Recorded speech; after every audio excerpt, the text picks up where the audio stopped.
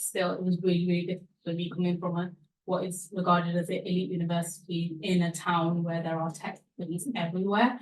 It was still difficult for me. So yeah, like if we contribute to the research, we can contribute to the corporate world more. If that makes sense. Thank you. Does anyone else have any questions about scientific research, Islamic theology, anything in between? Should I? Yeah, it might work better if we have someone. Do you want me to go? No. It's okay. Next one. There's one here. There's a discussion last, and then one here and one there.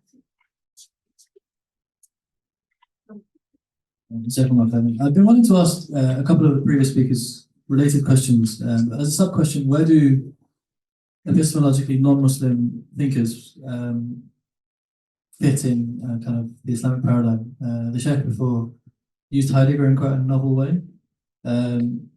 Is there an epistemologically Islamic way of, I know this is more towards the humanities, I suppose, and it's a bit simpler in the STEM, but on a philosophical level, if there's any thoughts you guys have on that. So how did non-Muslim scientists and thinkers fit into that as well? Any others? I think I saw a hand here and here. Okay, we've got one question over there.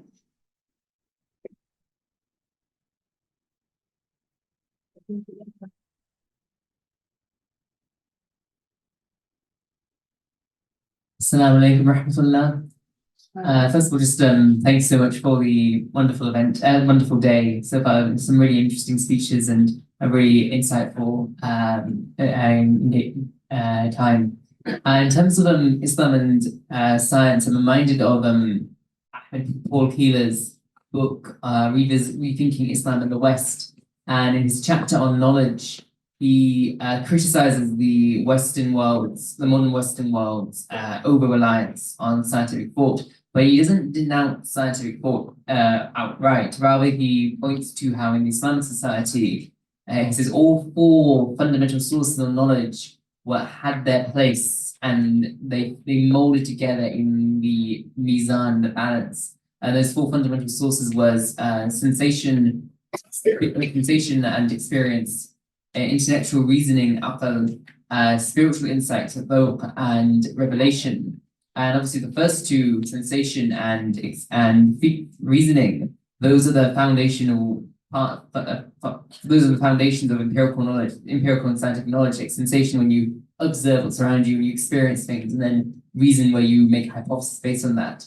So clearly, science had its place in the Islamic view epistemology, but perhaps what has happened in the secular age is that it's gone astray from its place, and things have come out of balance. Thank you for that really insightful comment. So I think just to sort of recap what people have said, we've had people talking about the sort of obstacles facing Muslims getting into academic spaces or translational spaces with an academic background. We've had people asking about what's the role of non-Muslim thinkers into how we frame Islam and scientific paradigms, and then also thinking about where science fits into our kind of Islamic pursuit of knowledge. So I'd now like to open it up to the panel, and if anyone has any thoughts they'd like to share, please just jump in.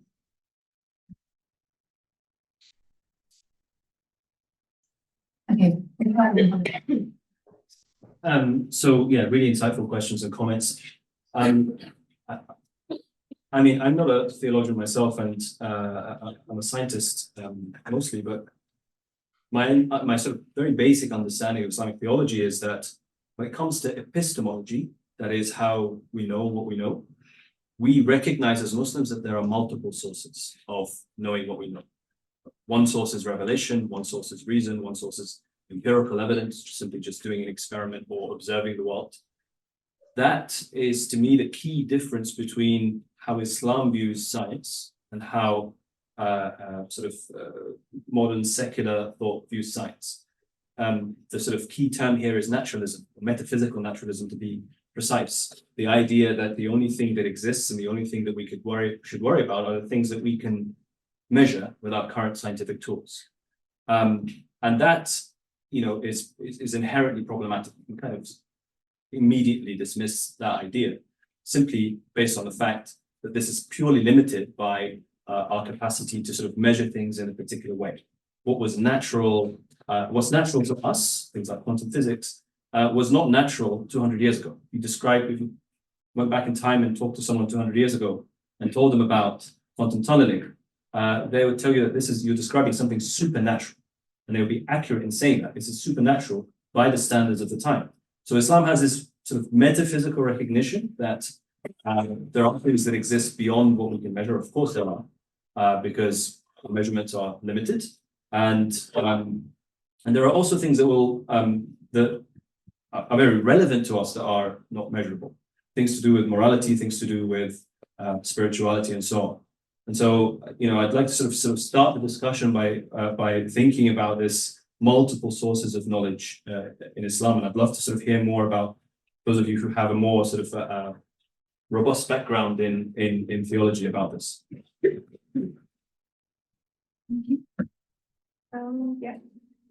So I'd like to add, similar to what Mohamady said, I think it's really common now, looking from the outside, people think, okay, science is truth, or it offers the truth. And if you're a scientist and you see things from the inside, you realize that it's really not how it is. Mhm. And you're proven wrong more often than you're proven right. So more times they get updated, the more experiments you do. And oftentimes you do get more confused. The more you know, the more you do research, the more you realize that we don't really know much at all. So I'm a biologist, and so we've sat through lab meetings where it's like, okay, we thought we knew this, but we actually don't really know what's going on. So people, if you look to like science to find the truth, you'll be disappointed. So that's sort of what I have to add to that. Thank you. It'd be really nice to hear from Shoaib, just to hear like the theologian's perspective on this as well.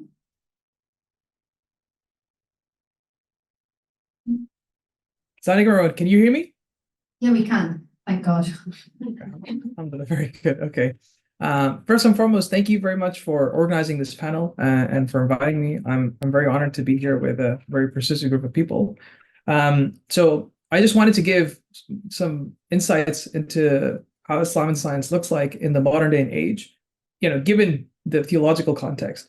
So I think the word theology needs some precision here. So theology has a broad meaning. It also has a narrow meaning. Broadly just means anything to do with religion. So when you're thinking theologically, what does it mean when you think about religiously? But theology in its narrow sense means also creedally. What are you committed to believing as a Christian or a Muslim or a Jew, what have you, right? And when you look at the interface of Islam and science, there are usually three main kinds of interfaces that you have to keep in mind. There's one, theology in the narrow sense. So what are you required to believe as a Muslim? And this is where questions like, can you believe in evolution, right? Can you believe in AI? Can it have consciousness? Those kinds of questions emerge in this territory. You then have questions relating to jurisprudence, fiqh, right? So this is to do with how do you regulate your moral makeup in light of modern developments. So we're getting pushed by a lot of new technologies. So VR is coming to the fore, and we have a lot of interesting questions and challenges being posed by AI, such that, for example, can we treat AI as an agent if it ever does acquire consciousness? Can it acquire consciousness? And things like ectogenesis, the fact that you can have an artificial womb, for example, is that something we should be promoting?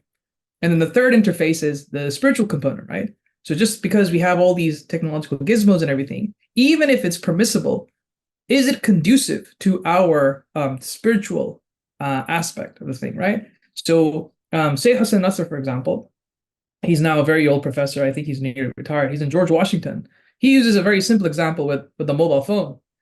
If you go back 100 years ago, you would not be as distracted as you are today, because this thing does not allow you to live properly. You're constantly getting notifications and buzz notes. So in the modern world, how is the technology around you? How are the developments around you helping you becoming more spiritual? And this, you'll have a plethora of different opinions here. So I just wanted to provide that context to work with, that it might be helpful to situate when you're looking at an interface, exactly which paradigm are you looking at it from? Is this a theological question in the sense that is it related to your creed? Is it a jurisprudential question? Is it related to what you can and cannot do? Is it a spiritual question? How does it uplift you towards getting closer to God? So hopefully that kind of gives you something to work with, inshallah. Thank you so much. Now, Adrien, is there anything you'd like to add? Yep. Assalamu alaikum. Jazakallah khairan for inviting us. And maybe to follow up on what Shoaib just said. So I understand theology in the narrow sense of it, that theology deals with the creed. And in that case, science does not have much to say because the creed is based on revelation mostly. So it's on the revealed book of God, but science provides the created book of God.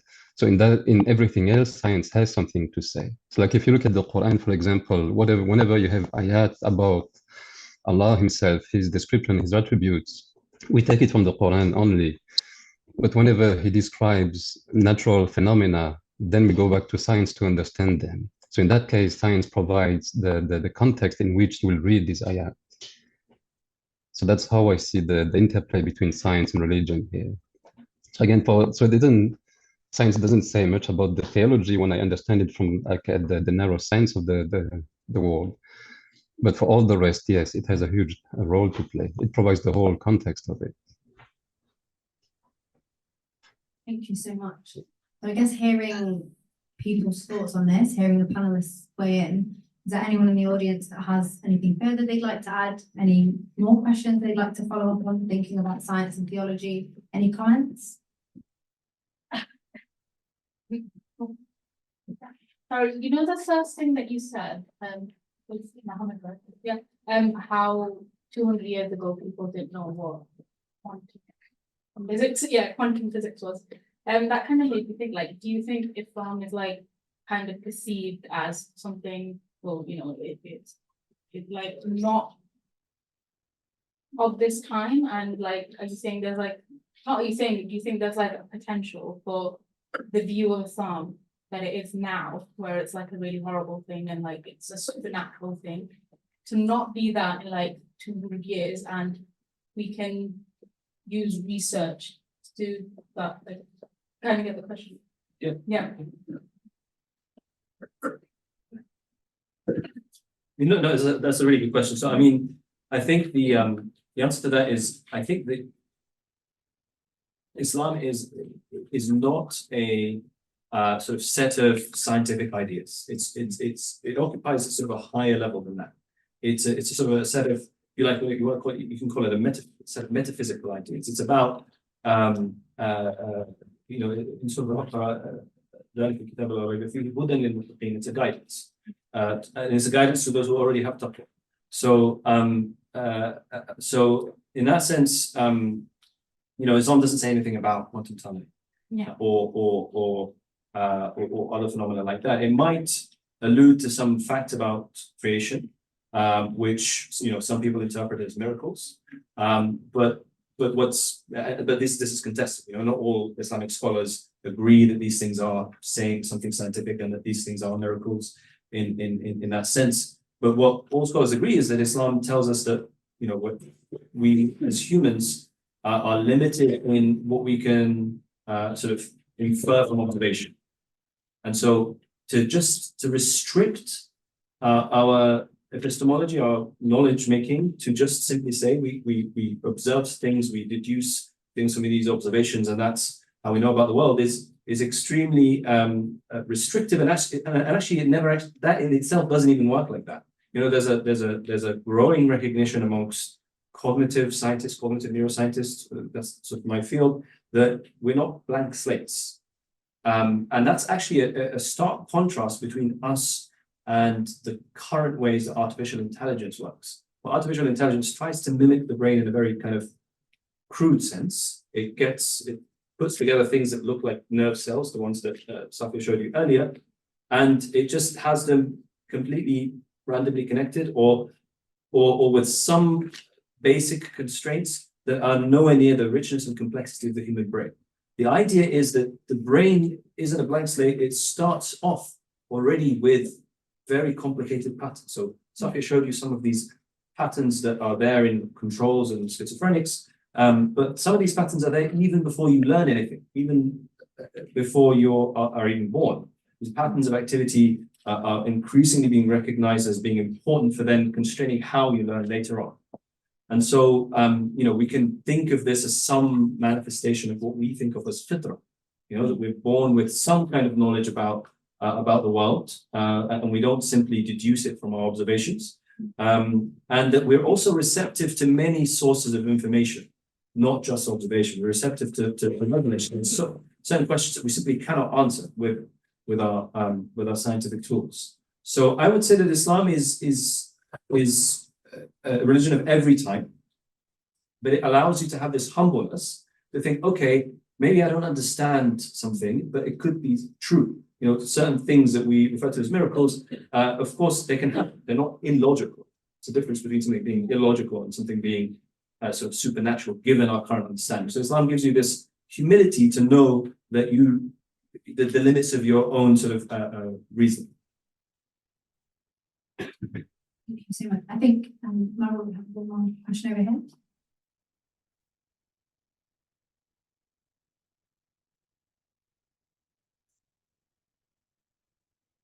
Thank you very much. I wanted to ask the panel something very basic. So, as most of us are scientists, Islamic scientists, when do we say enough is enough?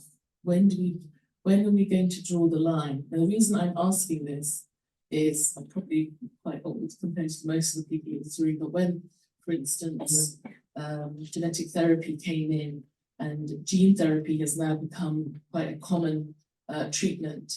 You're altering the fundamental structure of DNA, and then you go on to things like cloning. And when it first came about, like this gentleman, the brother said, 200 years ago, quantum tunneling wasn't known, and now we realise, that at that time it would have been treated as supernatural. So my questions are twofold, I suppose, is when do we say no more? And two, how do we continue to satisfy our moral conscience in that it's okay? Where do we draw the line? I think it'd be really interesting to hear from Hira on this, because I think that this kind of blurs into like CAR-T therapy and some of the stuff you're going to be working on in cancer biology. Yeah, sure.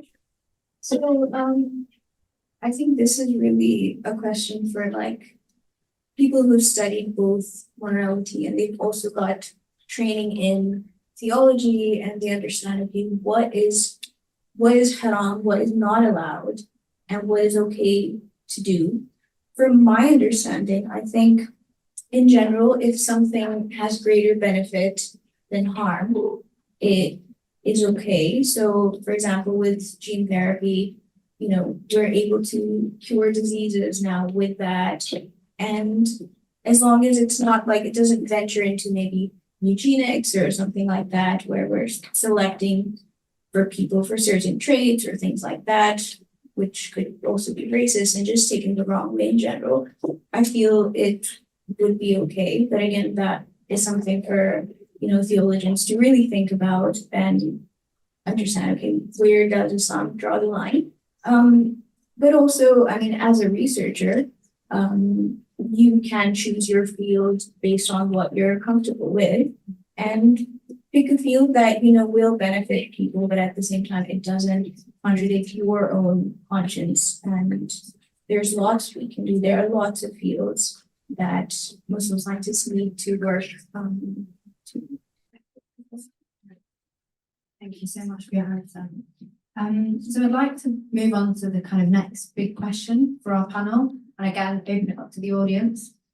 So the question is, how do you see the future of Muslim engagement in scientific research?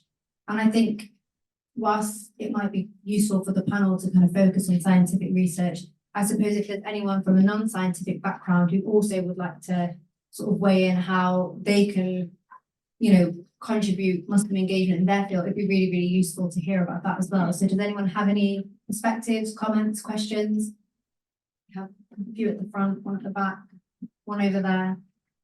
Assalamu alaikum. So I come from sort of a non-science or science background. I'm a software engineer based in London. But one of my questions in my course, actually, I'll probably say it out loud and try to articulate it, is with the rampant Islamophobia and racism in academia, do you think that we as a community, as an ummah, is trying to fit into a paradigm that refuses to accept our way of understanding? You know, for example, you know, the ayah in the Quran, Allah says, "الَّذِينَ يُؤْمِنُونَ بِالْغَيْبِ," right? We believe in the ghaib, and that's immeasurable, something that science won't be able to quantify. So do you think that science isn't allowing us or the world at large to think beyond the limits that they've set pretty much? Yeah, it's a really interesting question. I think it'd be great to have the panelists weigh in on that. And we just have a question over here. Assalamu alaikum, me again. It just occurred to me that in terms of especially with our scientific research and our technological advancements, that we're really steaming ahead without really thinking about what the intention is and what the benefit is gonna relieve, if that's what we're actually trying to achieve with it, let alone what the consequences of the scientific research or the technology is gonna be. So like you have, oh my goodness, the telephone, oh my goodness, the mobile phone, oh my goodness, the tablet, oh my goodness, now we can fold our mobile phones and all this, and with each new breakthrough in this technology, like more and more, I'm just feeling like, what is the benefit of this? What are we actually, how is this helping anyone? And things like, you know, cryptocurrency and all this sort of, we're really racing forwards, and I don't really understand where to. And perhaps as Muslims in research, we could try and bring back the intention of what we're doing and where we're going, and really ground it in morality, such that our research actually becomes a form of ibadah, and all our actions on this earth should be. We have one here, and then one question here and one at the back. I guess just following on from previous questions, just about this idea of different paradigms. I'm aware that in some fields, for example, medicine, we have British Islamic Medical Association that has a journal where we do use the Quran as a metaphysical source, basically, that we cite. But a lot of Muslims that I know that are in academia talk about the fact that we, as Muslim academics, obviously are not able to, or sometimes do not, use the Quran as a source for a lot of the research that we use. Understandably, we're in a world of secular academia, and so I'm intrigued to hear what the panelists have to say in terms of having more research communities internally, at least, in many different fields, so that we can go forth with research using metaphysical sources as well. Really interesting question. We have one here on the mat.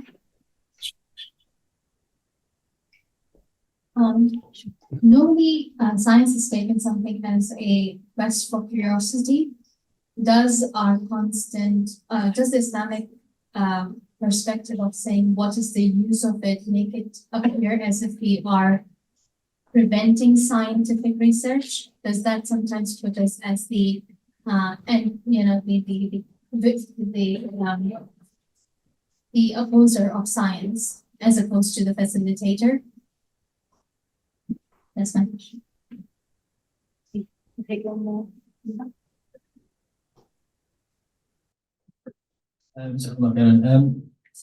from an architectural background, so I'm kind of in between the STEM and the humanities. And in these spaces, I'm often almost excited by an interesting tension between the heavily empirical nature of a lot of our backgrounds and the kind of deeply qualitative questions we're asking.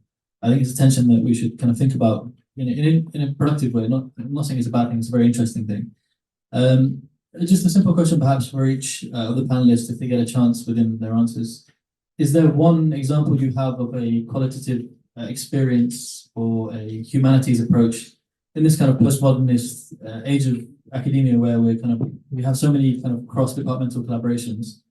Is there a similar collaboration or qualitative approach or humanities way of looking at things that helps you in your kind of heavily empirical background? Thank you so much, guys. We've had lots of really interesting comments and questions. I'll try and summarize, but if I miss anything, just shout out and prompt me.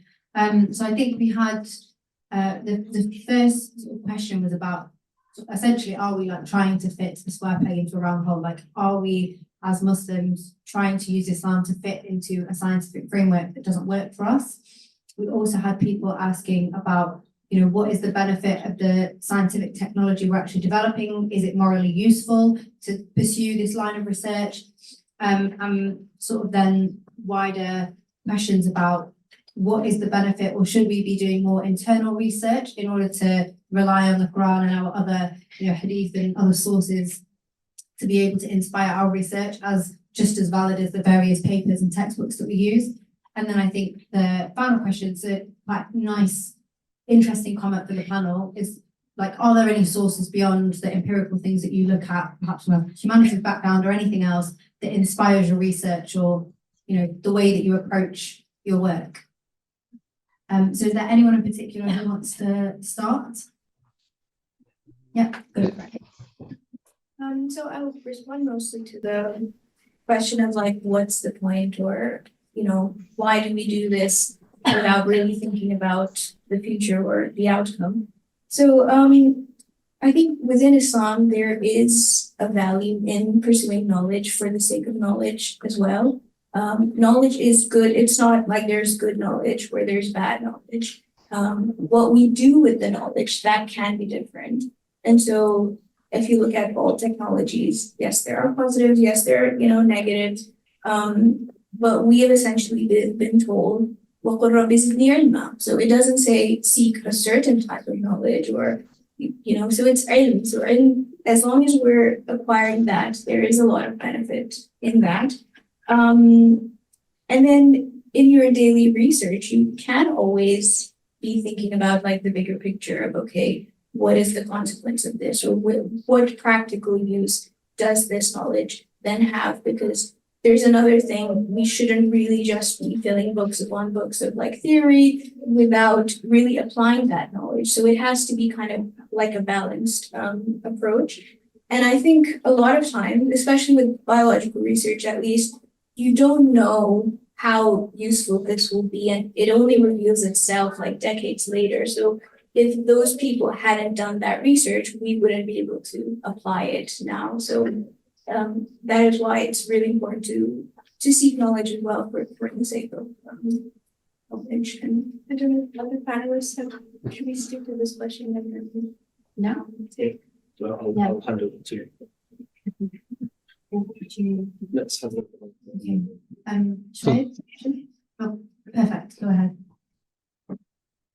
Sorry, who's going ahead? Oh, sorry. I thought Go ahead, Shoaib. I thought Adrien unmuted first. Oh, Adrien, go ahead, champ. I'm happy to go first. Go ahead, man.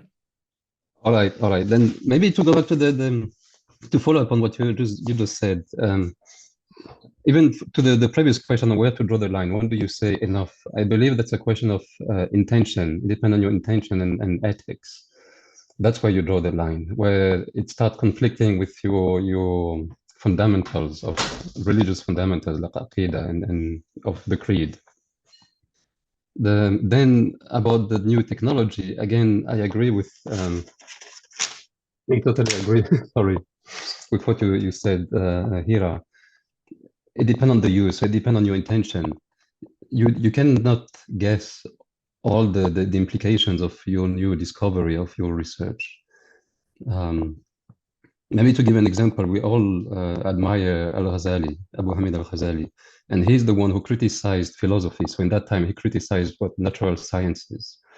Does that mean that you don't have to indulge in natural sciences? No. And he himself didn't stop scientific endeavors. The Muslims after him were great in astronomy and in medicine. Even though these fields maybe initially didn't really help spiritually the community, but it might have helped spiritually the one who are pursuing it. So as long as your knowledge helps you to get closer to God, I would say go ahead. And then as long as it makes sense and it doesn't conflict with your creed, yes, go ahead and strive with it. To go back to continue on the other questions, how, like you see the different paradigms. So I assume here you see a religious paradigm and a scientific paradigms. And how can one affect or help the other? And I guess it depends, how do you see the Quran or the religious teaching helping you in your research? If you're trying to find like scientific miracles in your research, I think that's a wrong start. You start off by being Muslim in the first place, by accepting that there's a different realm, that there's a different paradigm. And then that paradigm helps you go through the scientific one. So in my research, for example, I don't use the Quran as the source of scientific knowledge, not at all. But I will use the teachings to help me go through my scientific endeavors. Like when I'm stressed, when I'm overloaded, when I face difficulty or failures, Islam will always be here to help me stand back up. So that's how it's really helpful and useful. And I see this through my colleagues. Most of the colleagues whom I know are religiously practicing have a clearly different mentality compared to the others. It's pretty clear-cut. So when you say you're not able to use the teaching, the Islamic teaching as a source, it depends what do you want to do with it. Again, if you try to prove them, to find like miracles, I wouldn't go down this path. But if you try to use them to help you as a human being to go through the difficulties of life, then yes, of course, use them more.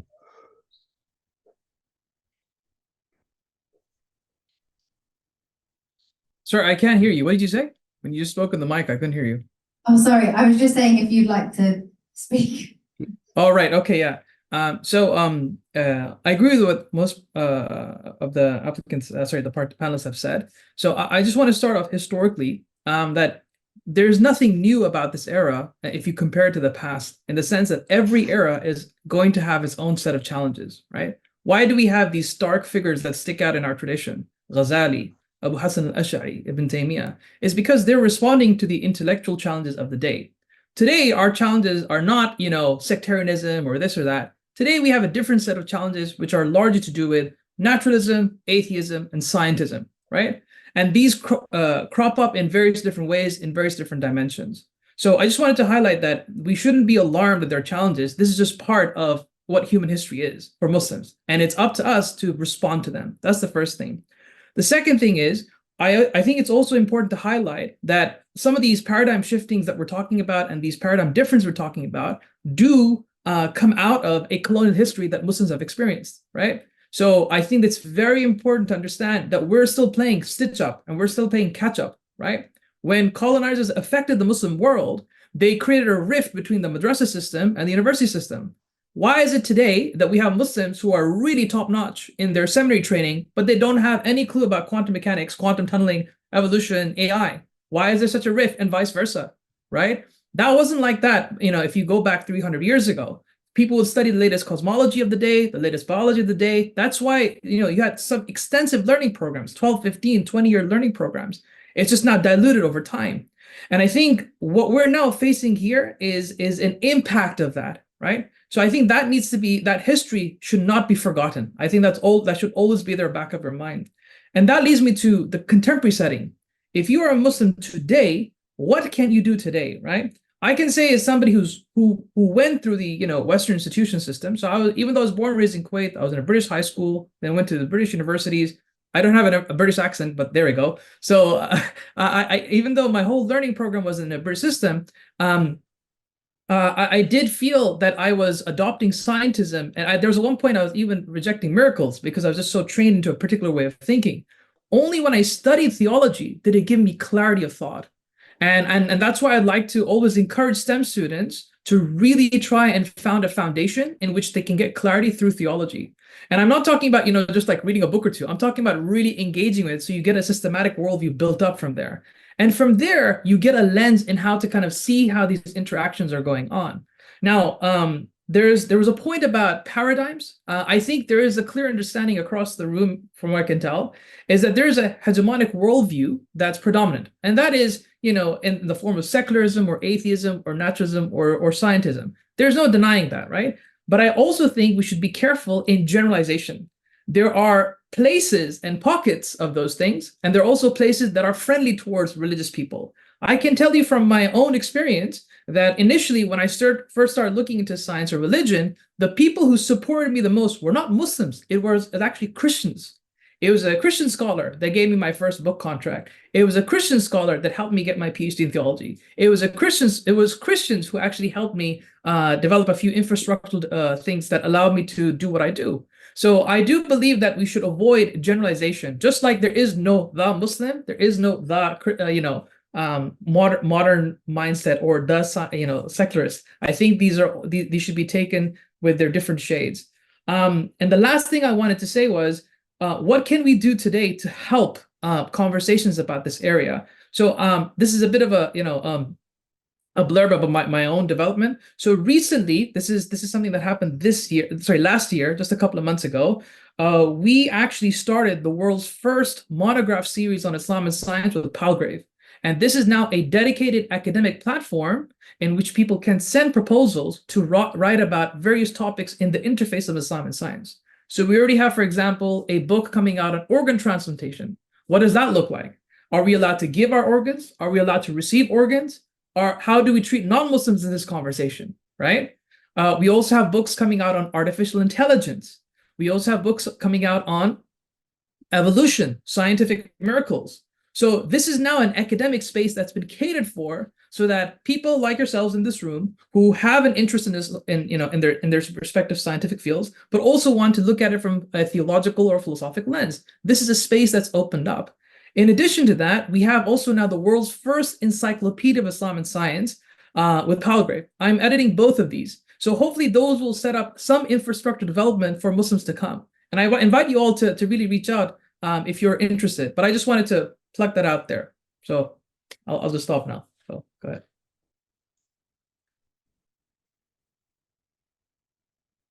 I can't hear you again. I've lost you. You've gone into the abyss again. Can you hear me now? You're muted. Yeah, now I can. Yeah, yeah. I'll just shout really loud.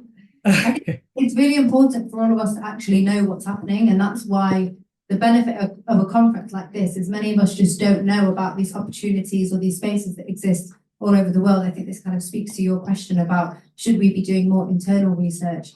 I think actually, to some extent, these internal communities exist, but we need to start creating them. And I think this is where, as chair of the MRN, it'd be really nice to hear more about what you think in this space and the other things that have been raised.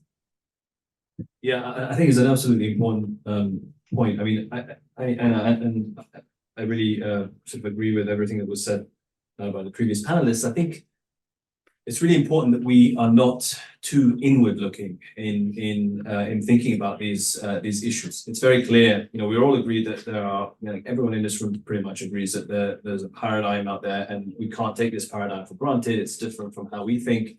We're all agreed on that.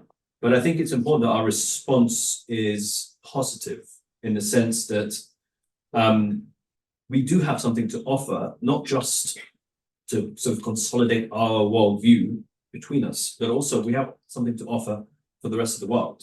And sort of concretely, there are many examples of where definitions of, say, mental health issues or goals of, say, advancement in AI, as we had a question before, are either not defined or sort of poorly defined, not really thought of. And Islam operates on the premise that we have a purpose as human beings. We're created by Allah. Safia talked about this, Mohamady talked about this as well. And so, Muslims have been playing catch up, but actually the sort of practitioners of these fields are also have been playing catch up. We hear about, for example, AI safety. This is the idea that actually AI was just started off as a way of, okay, let's just get to artificial general intelligence and let's just make massive advances. And now suddenly, as a sort of afterthought, we're like, oh, okay, we need to be careful because this thing can sort of get out of hand, and this thing can potentially have harmful consequences. Clearly, the goal wasn't very clear from the outset, and some of the sort of biggest funders and practitioners of AI have this sort of great goal in mind of, eventually reaching a super intelligence of where we kind of create all the possible minds that could exist and upload them all on the internet. And that's the sort of the ultimate goal of humanity, to basically survive that sort of cognitive aspect of our lives. And that really is what we're sort of trying to get to. Clearly, as Muslims, we don't think that that's the ultimate goal of humanity. But what we can offer as Muslims is a coherent framework in which to operate. And I think, these initiatives that Shoaib was talking about is a great example of this. But I think we should think about these initiatives as a way of helping Muslims, but also we should direct them towards everyone else, and really tell them that actually, we have something to offer. And we have something to offer everyone. And if we can do AI research with the goal in mind of advancing humanity in a moral way, we can do AI, infuse it with sort of divine morality, objective morality, then it's going to help humanity in much more effective ways. AI can go either way. It can increase inequality. It can be in the hands of those who will just sort of abuse it and control others, or it can allow us to all not have to work 5 days a week, long hours. We can just get an AI to do it, and we can sort of chill on the beach and sort of read Quran. So it's important that we are sort of outward looking. That's my sort of summary of that point. I also just wanted to add on the role of Muslim scientists and what we offer. I think we often don't realize that we are natural scientists in a way, because our faith teaches us to ponder, to reflect, to acquire knowledge. We have a certain level of humility that knowledge comes from God. We don't know everything, and there's always more to know. So that already makes us, great scientists. We also, what we can offer is, it seems like a crazy thing to say, but using science to draw people to Islam, to a higher power, making them realize, okay, this is not an accident. We are, living, breathing miracles. Like a single cell that we have has like 2 meters worth of DNA, which is compressed in this tiny, tiny cell, which you can't even see. And then we have 37 trillion cells, which I don't even know how to comprehend that number.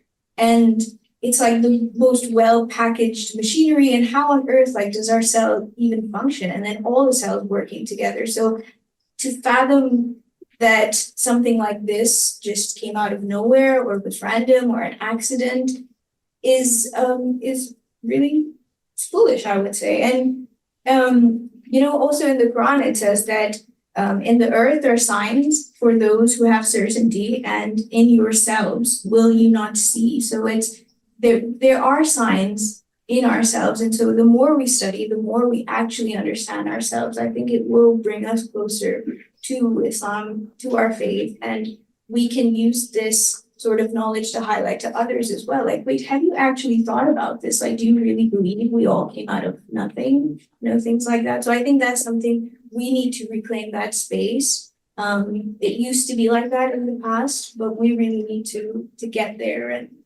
reclaim that anyway. Thank you so much. So I think we actually have time for maybe 2 more questions. Okay, I can see one at the back and one at the front.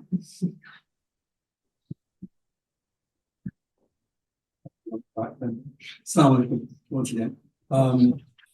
So several points that I think I want to make. One is that I think we need to have patience. It's a really profound when Hazrat Musa meets Hidr, and Al-Khidr says to him, you do not have patience. Well, how can you have patience with something you cannot comprehend? And that's part of the problem that we have, is that I think Allah ties together in this statement, this thing of the link between patience and comprehension. And we defer to keep thinking that we need to race ahead. Next thing is that there are, of course, we do stand when someone saying, well, does it need to come from Islamic knowledge or not? The idea, for example, the thing of pairs, that's something that really blows my mind. I've seen it says that we create you pairs in animals and pairs, and other things that literally have no knowledge. And then when I look around, I see pairs in everything. I see pairs in the DNAs that you're talking about, electron, protons, even down to quark level things and even the creation of stars happens. 85% of stars now are regarded as binary stars, and actually star creation may take place. Third thing I want to say is that fundamentally, what lies that I think at the problem that we have within our system is that the system in the secular world is one based on the idea of return and interest, and the interest is driven out of riba, and it's one of the final commandments that came into the Quran that war is Allah is at war with those who deal with, lend money, borrow money, record it, etc. And that is a fundamental difference for us that I think isn't being researched enough into. Without changing that, the philosophy of really carrying on with debt-laden structures leads us into destruction anyway. It's war. It's not. I think we have one more question over there. Also, I didn't know that about the stars. That's a really beautiful insight. So thank you for sharing that. Yeah, Assalamu alaikum wa rahmatullahi wa barakatuh. I'm just going to add a comment, and I think there is a lot of similarity in terms of all the questions people are asking, and I do appreciate the panelists.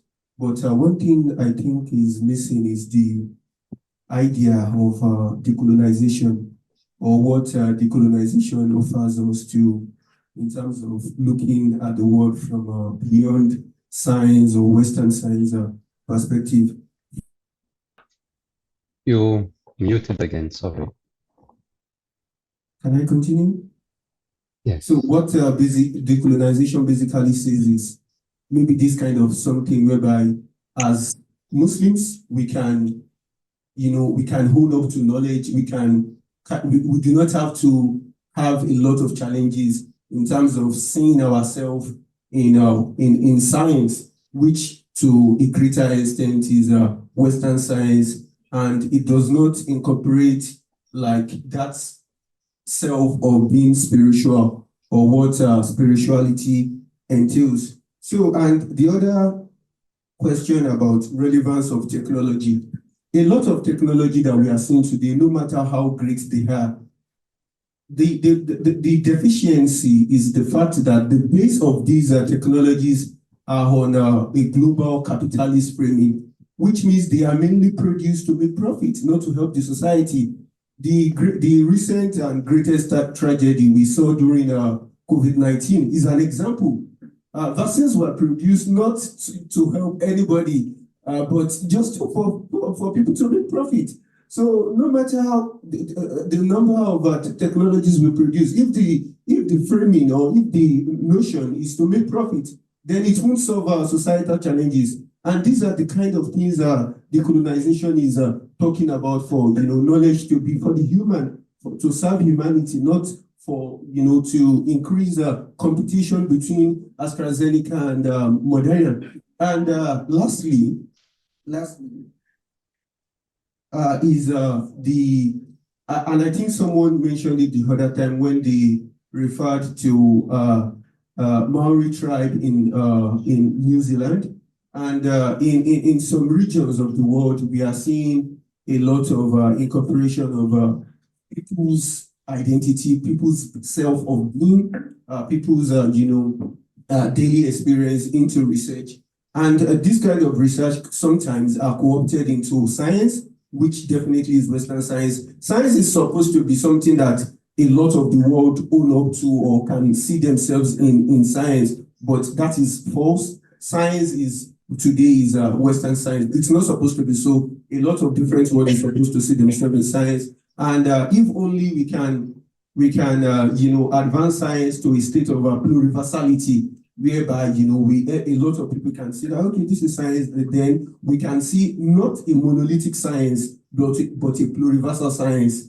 There can be like African science, Muslim science, those kind of things. So these sciences, they have like a claim to relevance, they have a claim to like authenticity. They have a claim to being, defined and being measured and a lot of things. And, the world just becomes a better place instead of, bringing everything back to like quantitative measurements. If they do not pass through some metrics of aims, hypotheses, and those kind of measurements, then they are not relevant to solve the challenges of our world. Assalamu alaikum wa rahmatullah.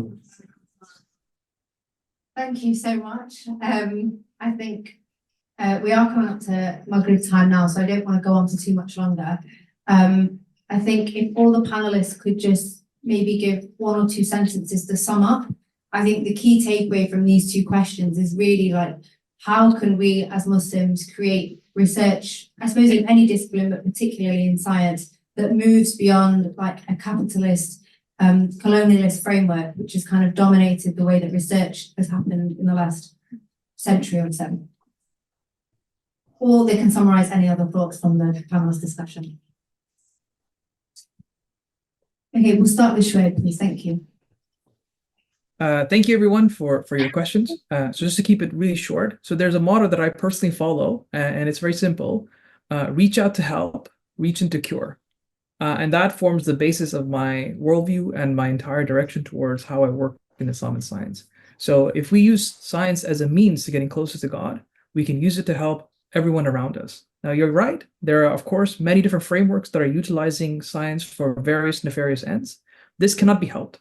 But this is why it's always good to have Muslims in various spaces. Like, for example, these 2 scientists that you have in front of you, I'm very proud of them that we have 2 people in Oxford who are Muslims and representing the Islamic faith. That is brilliant. That is very beautiful. I'm very proud of them. I don't know them. This is the first time I'm seeing them, right? But I'm very proud of them.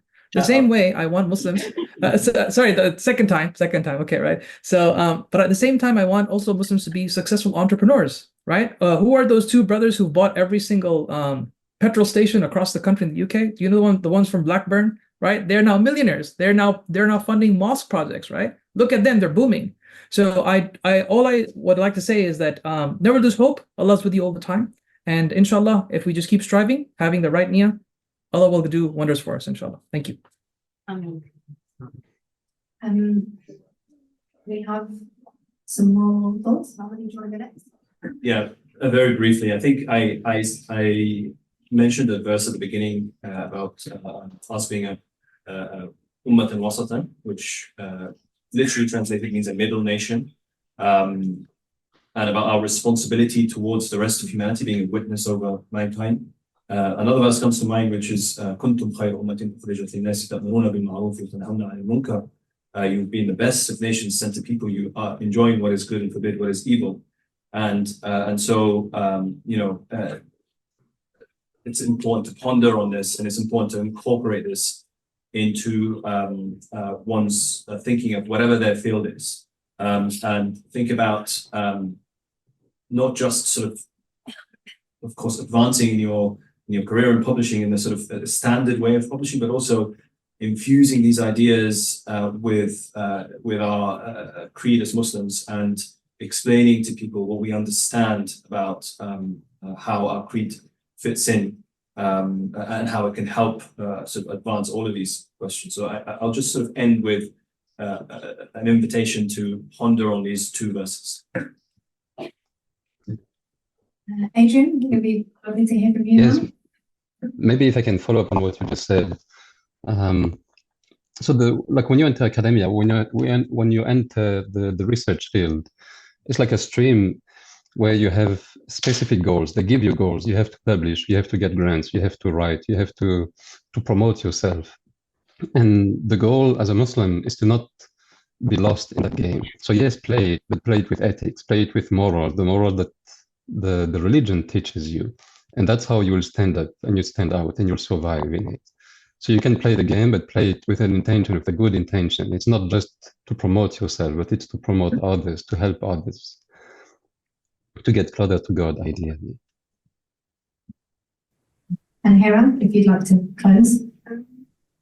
Yeah, I think I would just close by saying that as Muslims, we have a unique responsibility as Muslim scientists, especially because you are in a secular environment, but you can make the most of it then, because you are different, you think differently, and the way you're going to change that narrative and that paradigm is by using your voice and sharing what you know and just talking to people. And so use that platform that you have, talk to your colleagues. Don't feel like you are a minority or that you have to prove something.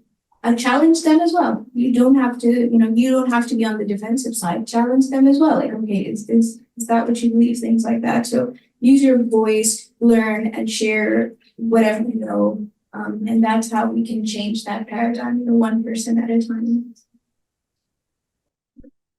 Thank you so much. I think it's well deserved. We should give a warm round of applause to all of our panelists.